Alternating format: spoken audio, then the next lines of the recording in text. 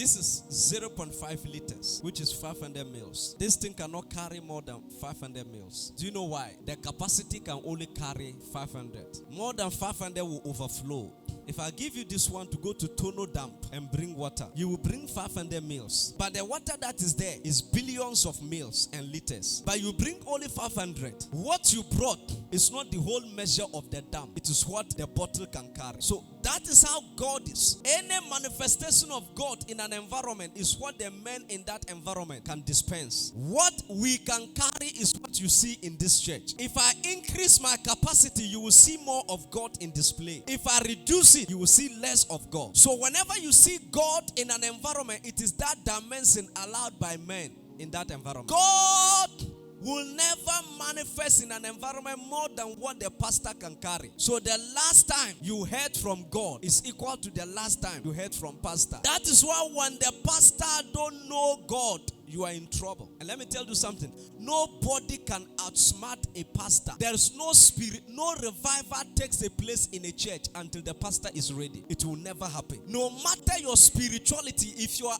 under a carnal pastor, you are still carnal until you leave. Because your spirituality cannot save the soul. Far as he is a leader and you have submitted under him, he determines your revival. You can pray individual, but you will always get back to that level of the pastor. You will rise and get back to that level. Rise back, rise back, rise back. That is why revival takes places in environments where the men in that environment, the leaders in that environment are ready to host God. Until the leaders are ready, forget about it. The Azusa Street revival, those days, we saw literal fire falling from places to places through prayer. Many giftings have been buried because leaders refused revival. They rejected revival. And I'll tell you this. Our generation is seeing a measure of God the men in this generation allow into. Do you know that there is a measure of God that you can sleep and wake up and your wife is lying by you? He didn't believe it. That's why he's lying. If I say there is a measure of God, someone will give you a car. But I say,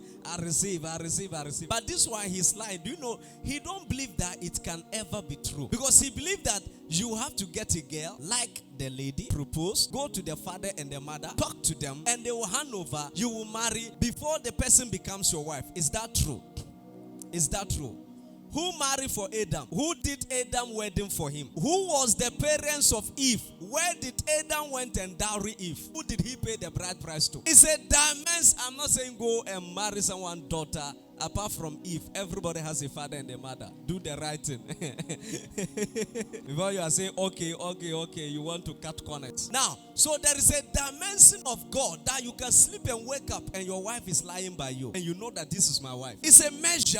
It's a measure. When you carry that, you will see those manifestations. You just need to carry it. You know, one day, the late Archbishop, blessed memory, Archbishop Benson Idahusa, the pastor was preaching, you can raise the dead. You can raise the dead. And the Archbishop said, okay, because this guy is preaching about this, you can raise the dead. He's not raising them. So Archbishop approached him. I hope I can go ahead. Because the man of God believed the word of the pastor. But he don't see the pastor does it. And the pastor said, oh, feel free, go ahead. And the Archbishop, the next day, he took his bicycle and bell and was roaming from one house to another house. Is there a dead body here? Is there anybody in this house who have died? I want to raise him. And unfortunately, he got to one house and they say, hey, come. A young girl just died. And then the man of God entered and prayed. Nothing happened. He prayed. Nothing happened. He prayed. He said then he checked in the Bible and discovered that Jesus drove the people out. So he drove the parents of the young girl out. And he came back and prayed. Nothing happened. He checked in the Bible again and realized that Jesus asked of the name of the girl. So he went and said, what is the name of your girl? And they told him the name of the girl. He came back and mentioned the name of the girl and prayed. And the girl came back to life. Now, the man talked about that dimension, but he couldn't, he was not allowing God. It is not everything the pastor talked about, he allowed. We talked about many things we have not allowed. It is possible, but they have not been allowed. Those dimensions, we have not allowed ourselves as channels. That is why I believe in prosperity. You must also allow prosperity. Whatever you do not allow, you will not see. God is not the God of location. God is in people. When you allow him, wherever you go, he go with you. Go to the forest, he will be there. As a matter of fact, the Bible says he do not desire to live in these buildings like this. He lives in us. He desires to live in us. Now, there are many people that are human beings, but some people are dimensions. When they meet you, your level change. I told you the last time, some people give birth to children, some give birth to nations. The child may be called Moses, but actually that is a nation. Jacob was a nation. Jacob gave birth to John, and they became a nation. Why? By an encounter. The angel said, from today onwards, your name is no longer Jacob, but Israel. Up until now, the nation still stands. By an encounter, by meeting an angel, he became a nation. The nation was birthed out of the belly of God. May the Lord make you a nation.